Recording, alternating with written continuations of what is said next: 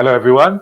If you are joining this live, thanks very much for giving up some of your time this Tuesday morning. And if you're watching on video again, thanks very much for watching. Let's see how this goes. I haven't really publicized this very much because I'm hoping there aren't too many people watching because it's nerve-wracking, but isn't it great to be out of your comfort zone? It's what we all love, isn't it? So it's me and Hugo. He's down there. He's just curled up at the moment, but he could make an appearance. Let's find out.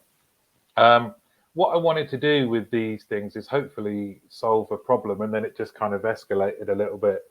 That problem was I would see things on LinkedIn and think, oh, I wish I'd gone to that, or I wish I'd registered for that. So I spent a bit of time this weekend kind of going through a lot of the organizations that are out there and seeing what they had coming up that I was interested in. And I thought I would share that, and hopefully it will evolve into a calendar of upcoming events that um, you don't want to miss. And this is where I need your help. That's why I've kind of put my email address here, because both with events and any shout outs you want, maybe someone's got an anniversary, or someone's doing some research, or they've won an award, it would be great to use this as a little vehicle to give them a shout out. But specifically with the events, if there's events that you've got that are coming up, or you know of, or that you're attending, and you would like to publicize them, then please just get in touch. I did email and text all the organizations that are out there for any events that they had coming up in June. And I know for some people, you think I'm in there with the movers and shakers in the industry.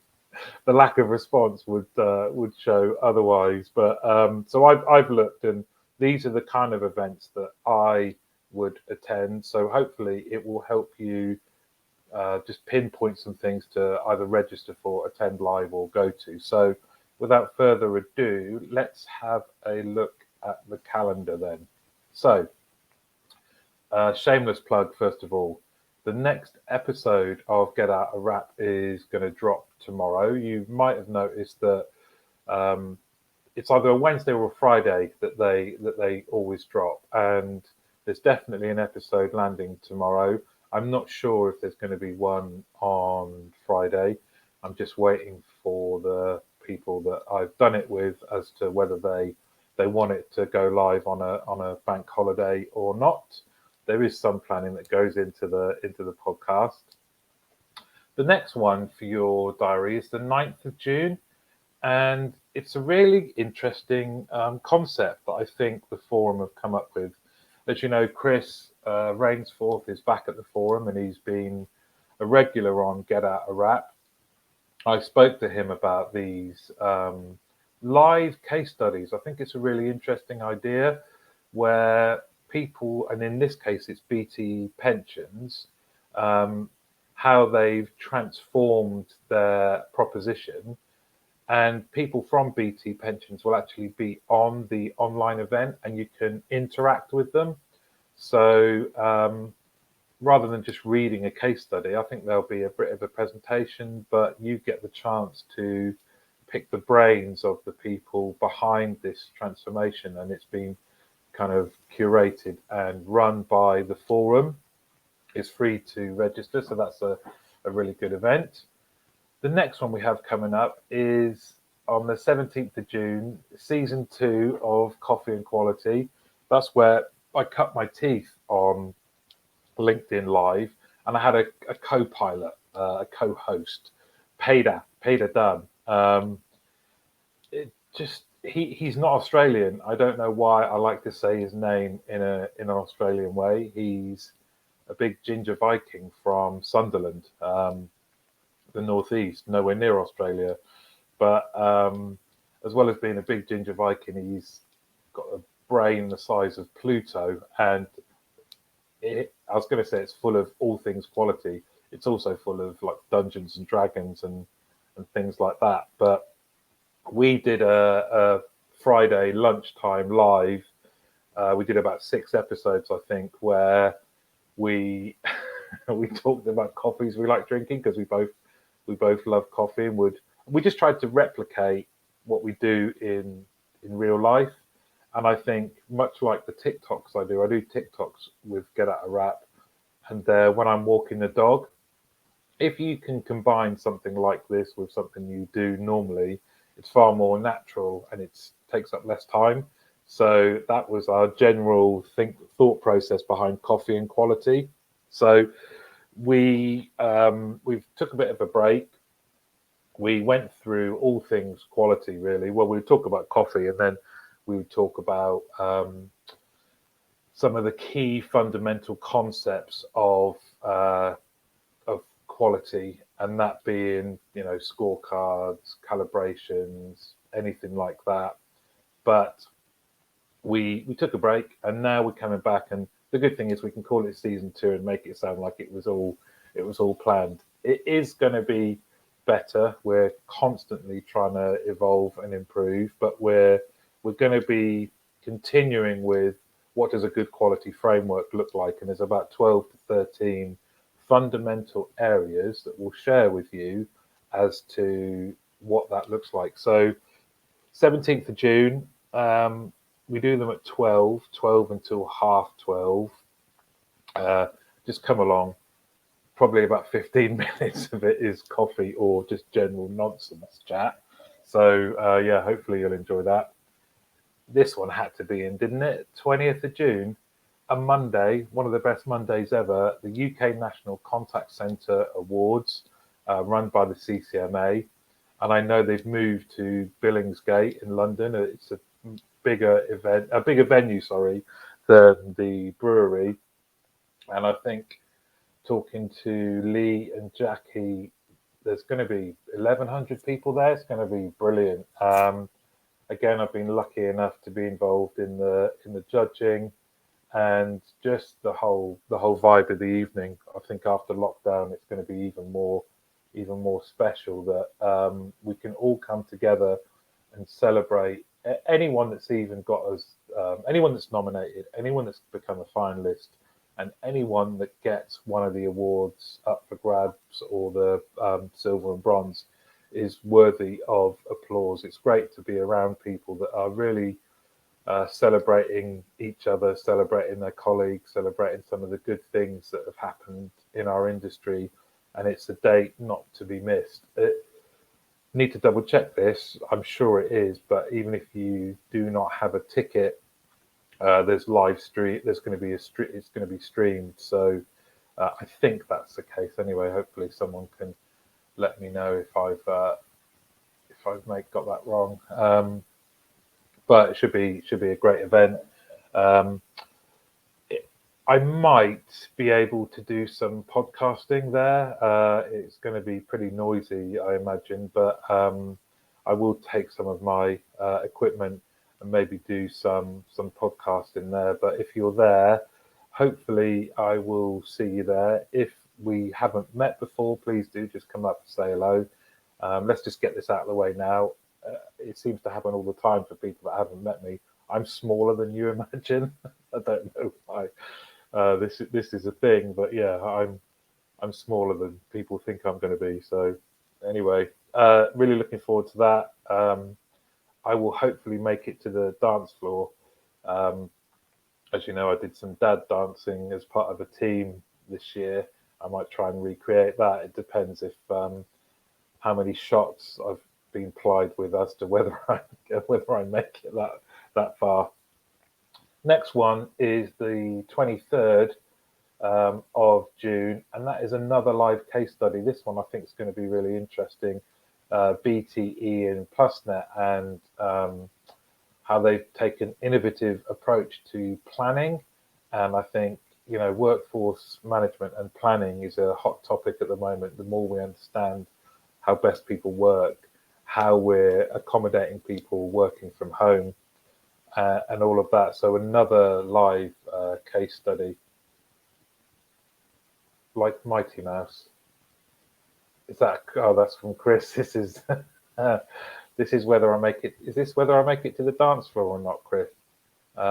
I know sometimes the comments come through a little bit on a delay. So, oh, my height. I get it. Yeah, sorry, mighty mouse. I'm a tad taller than a mouse. Definitely wider, but yeah, I'll take that. I don't mind that. Thanks, Chris. At least I know somebody's watching. I was just talking about another one of your events, so big up yourself. Yeah, again, this will, and genuinely, these are ones that I'll be attending.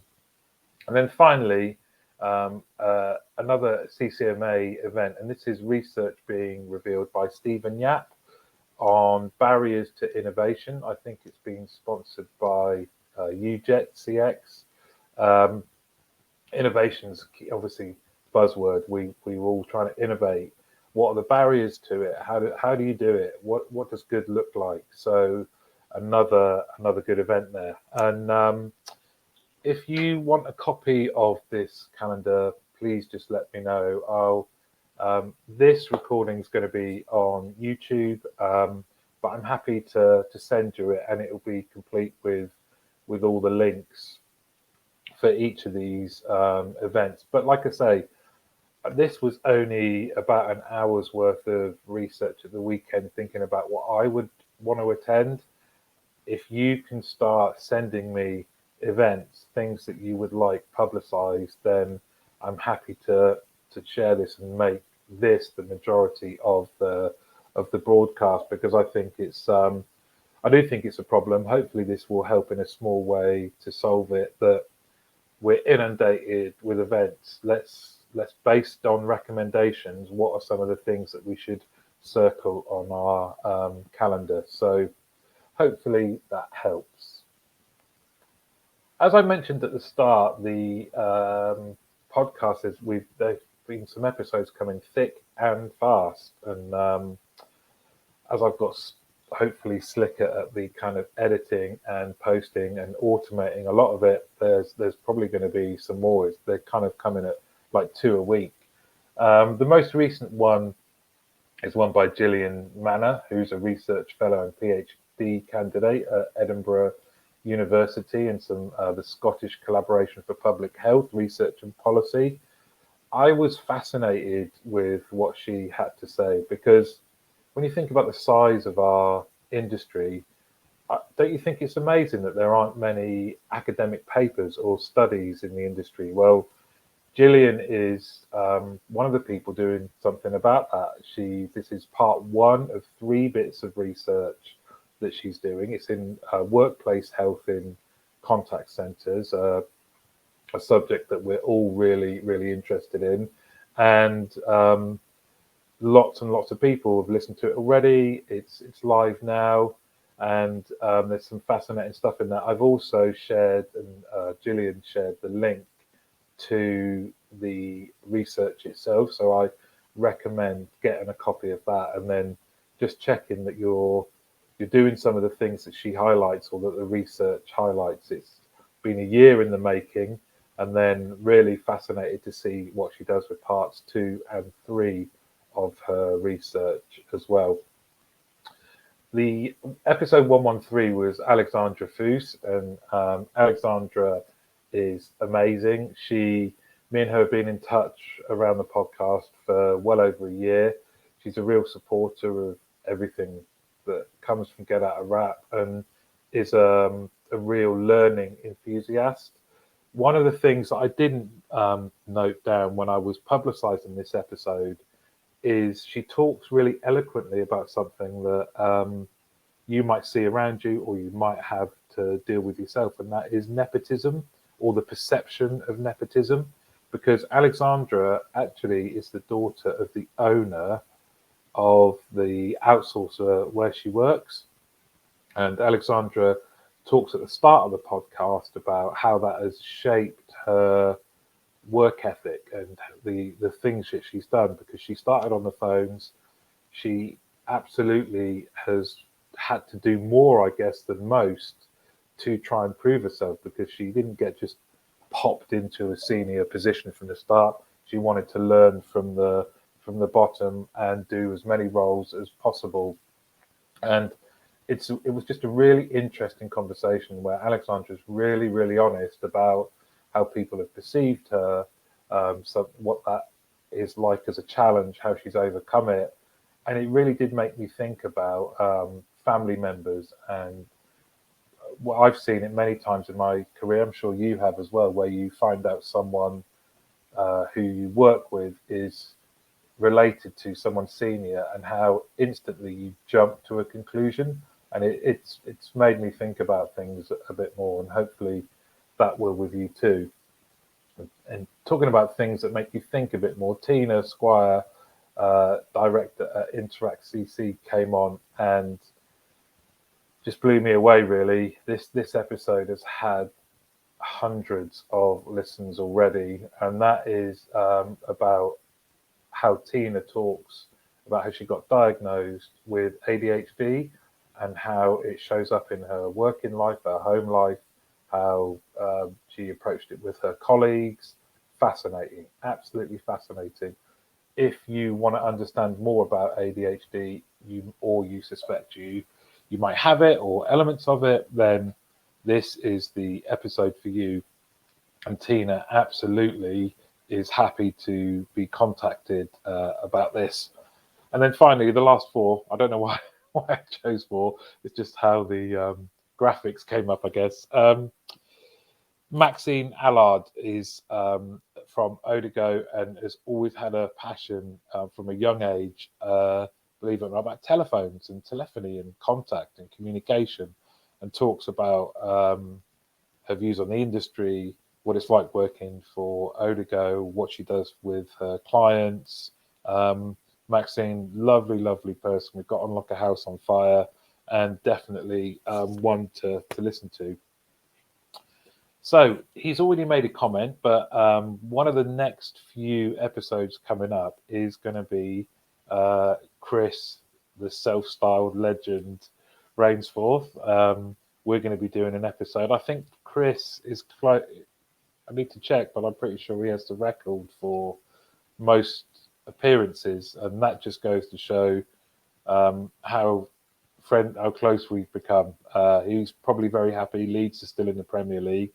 That's definitely gonna feature. Sorry for people that don't like football, but it's my podcast. I can do what I want. Yeah, Chris will be one. I've got Tim, who is the Chief Marketing Officer at Sabio. That's a fascinating episode. I've already recorded that one. And Chris McIntosh, who another big supporter of the show, has been commenting on Get Out of Rap for years. We finally got together. He's in the Philippines, and we had a great chat about outsourcing. So 3 really good episodes coming up. And actually, I just noticed these last 4 are all ladies. Next 3 are all guys. For those of you interested, you may like to know that currently the guest split from a gender point of view. There's 60% of the guests on, or 55, 56% of the guests on Get Out of Rap have all been women. And I think that kind of reflects our industry and that kind of split. But I'll share some other stats that I get from the podcast provider, and also just from looking through the previous episodes. But yeah, so we've got Tim, Chris, and another Chris coming up for the next 3 episodes. Obviously, as available on all podcast platforms. Next, I wanted to talk about people to follow, people that you should have in your network, and the reasons why. Again, just a personal recommendation here, and I'm smiling. Lee Horton is the correct pronunciation, I believe. You should check out his LinkedIn profile to make sure. But Lee has become a friend definitely over lockdown. We have a catch up in the diary every week. And as you can read here, Lee is a change expert. And what we know about contact centers is things always change. And if you want advice on it, or you want to help your teams navigate it and actually use it to their advantage, then Lee is absolutely the man, but that's kind of boring. I just want to talk about Lee, the person, and why he's a good person to have as a connection in your LinkedIn feed. He's just a lovely, lovely, lovely man who's always trying something new and different. He does a LinkedIn live in the bath where he speaks to people also in the bath. You'd have to honestly have a look at it. He's done stand-up comedy. He's always pushing himself to do more, and he is one of the most selfless people I've ever met. He's helped me do so much, and for nothing, doesn't ever expect anything in return. It's just a friendly, helpful guy, and you would do far wrong to, if you're not connected with him, connect with him. If you are connected with him, just get in touch with him for a chat because you will be better as a result. Look at his face. Next, again, company recommendation. If you want to know all things quality, and yes, I'm biased because as well as doing Get Out a Wrap, I also work for BPA Quality. But if you don't take my word for it, take Anne-Marie Staggs. We all know Anne-Marie. And as she says here, if you want to know about quality, then BPA Quality are the experts.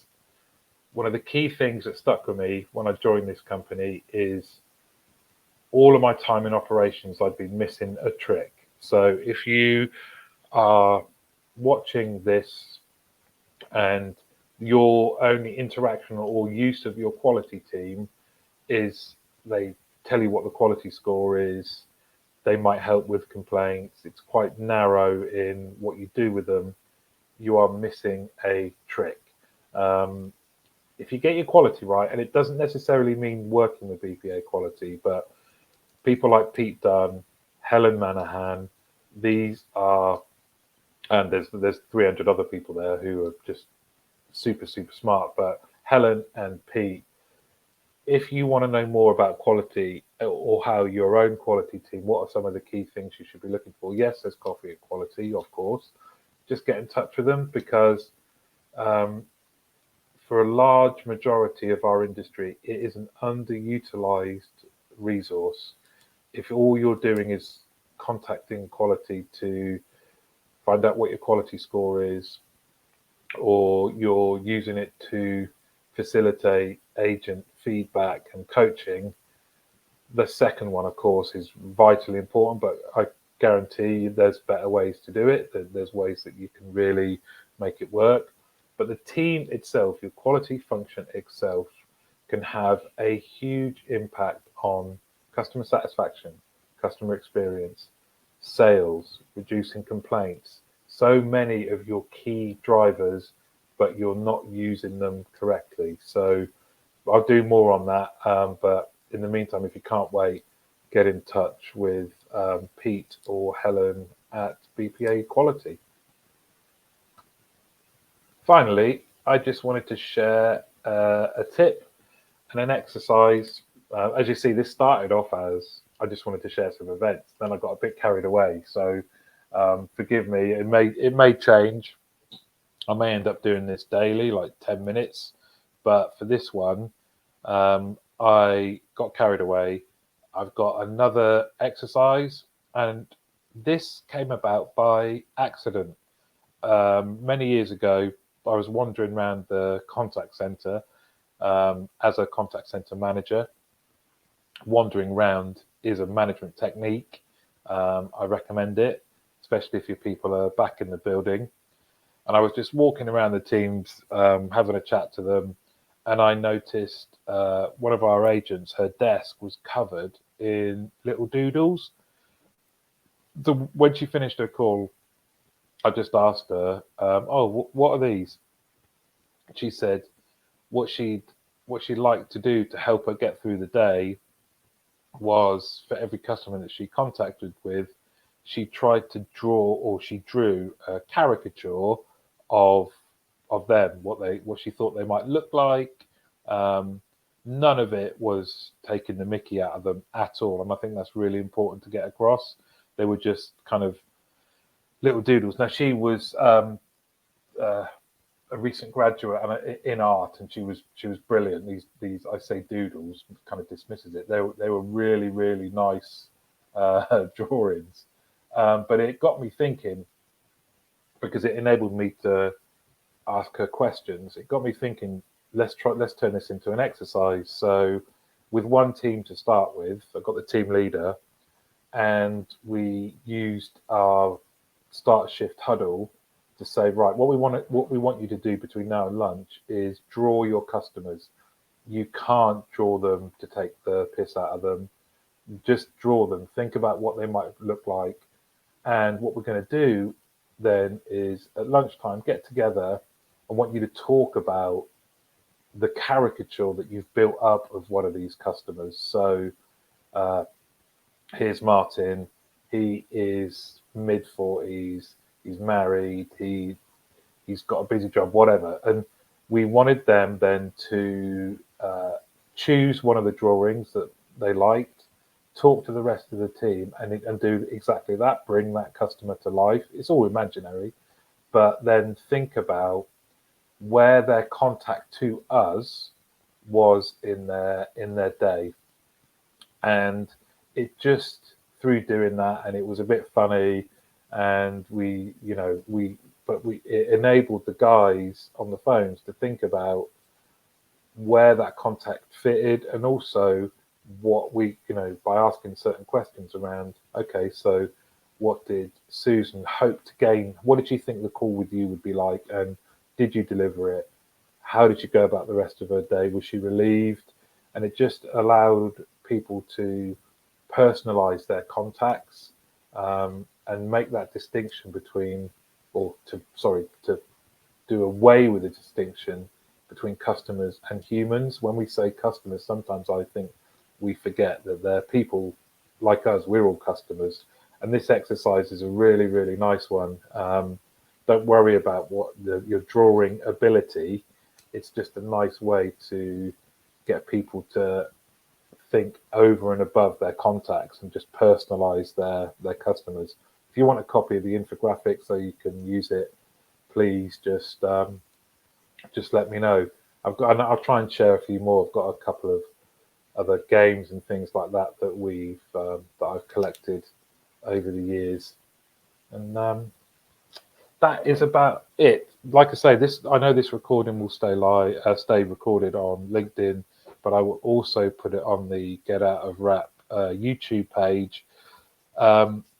Finally, just want to end with thanking you if you have managed to stay with me this entire time. Thanks very much. Here we go. So great session. I'm just stolen just about everything you said, and we'll give it a crack down here in Australia. Wow, that's great. I'm not sure. I can't see who it is. It's just one of your settings on LinkedIn must say must prevent your name coming up. But Pixel would help remind us of the people behind the statistics. Very, very true. Very true. So thank you very much, whoever that is, and I will make sure to shout you out later. I was just ending as we come up to the end with a request really around not only the calendar and events, but anything else you would like covered. I can guarantee absolute minimum this will be a weekly event. I may start doing it daily. I was thinking like 10 minutes at 10, something like that. That's nice and easy to remember.